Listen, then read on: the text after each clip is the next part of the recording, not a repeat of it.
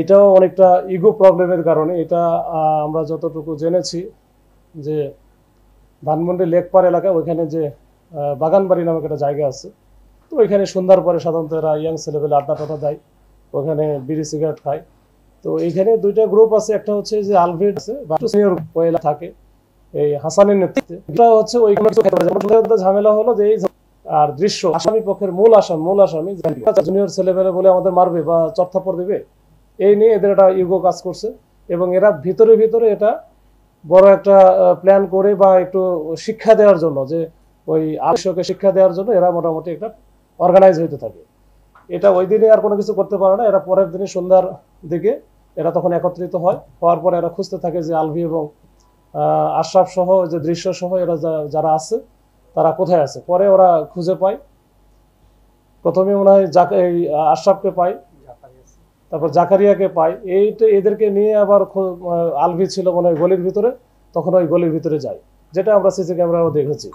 তো যাওয়ার পরে ওইখানে গিয়ে কিন্তু তাদেরকে একেবারে গলির একেবারে কর্নার, মানে একেবারে লাস্ট সীমায়, এরপরে আর কোনো কিছু নাই, ওইখানে গিয়ে তাদেরকে উপর্যুপরি কোপানোর পরে ওইখানে গুরুতর অসুস্থ ছিল, মানে আহত হয়ে গেছিল এই যে আলভি এবং সাথে আশরাফ সহ 4জন। তো 4জনকে ওখানকার স্থানীয় লোকজন দৌড়াদৌড়ি করে এসে তাদেরকে পাঠায় দেয় ঢাকা মেডিকেলে। যাওয়ার পরে এই আলভি নামে যে ছেলেটা ও হচ্ছে মারা যায়, আর বাদ বাকি যে 3জন আরো ছিল, এই 3জন গুরুতর আহত ছিল, কিন্তু তারা আশঙ্কা মুক্ত। এই ঘটনার প্রেক্ষিতে আমরা সিসি ক্যামেরায় যাচাই বাছাই এবং অন্যান্য বিষয়গুলো নিয়ে আমরা কিন্তু চেষ্টা করি, এবং আমাদের এই ঘটনার সাথে যারা যারা সম্পৃক্ত ছিল সবাইকে আমরা শনাক্ত করতে সক্ষম হই, এবং সেটারও কিন্তু অভিযান এখনো অব্যাহত আছে। আমরা এখন পর্যন্ত 4জনকে ধরতে পেরেছি, এর মধ্যে রায়হান হচ্ছে অন্যতম, রায়হান আছে, মুন্না আছে, তারপরে সুমিত পাল আছে। তো এদেরকে আমরা ধরেছি, এদের কাছ থেকে টোটাল জিনিসটা আমরা পেয়েছি। এখন এদের বাইরে আরও 7-8জন আছে বা আরও বেশিও থাকতে পারে, তো তাদের ধরার অভিযান অব্যাহত আছে। এই হচ্ছে দুইটা একেবারে কিশোর বয়সের বা ইয়াং বয়সের দুইটা ছেলে, এবং যারা এই ঘটনাগুলোর সাথে জড়িত তারাও কিন্তু ইয়াং বয়সের।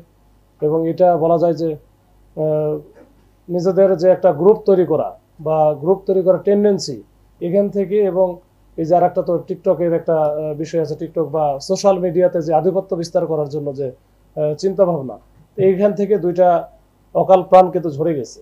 তো এইটা নিয়ে আমরা কাজ করেছি, আমরা দুইটা রহস্য উদ্ঘাটন করেছি, আসামি ধরেছি, অন্যান্য আলামত উদ্ধার করার চেষ্টা করেছি। এখন জিগা তোলার যেটা আছে এটা আমরা মোটামুটি একটা আরও কিছু আসামি বাকি আছে, আমরা ইনশাল্লাহ সবাইকে ধরে ফেলবো, ধরে আমরা তাদেরকে বিচারের মুখোমুখি করবো ইনশাল্লাহ। এই 5 আগস্টের পরবর্তী সময়ে যে ধারাবাহিকতাগুলো বেশ কিছু ঘটনা ঘটেছে, হয়তো ওইটার আলোকেই তারা গেছে, কিন্তু আমরা এটার ব্যাপারে একেবারে স্ট্রিক্ট, এবং আমাদের আইজিপি স্যার থেকে শুরু করে পুলিশের ঊর্ধ্বতন কর্মকর্তারা, আমাদের কমিশনার স্যারও মানে একেবারে খুবই জিরো টলারেন্সের ব্যাপারে, যে এই মব সৃষ্টি করে কাউকে যেন মব সৃষ্টি করে কোনো কিছু করা না হয়, এটার ক্ষেত্রে পুলিশের অবস্থান একেবারে কালকে যে সেই পরশুদিন যেটা দেখেছেন সেম অবস্থানটা আমাদের এখন থেকে দেখতে পাবেন। এবং ইতিপূর্বে যেটা ঘটেছে এরপরে আর আমরা ঘটতে দেবো না, সে যেই হোক।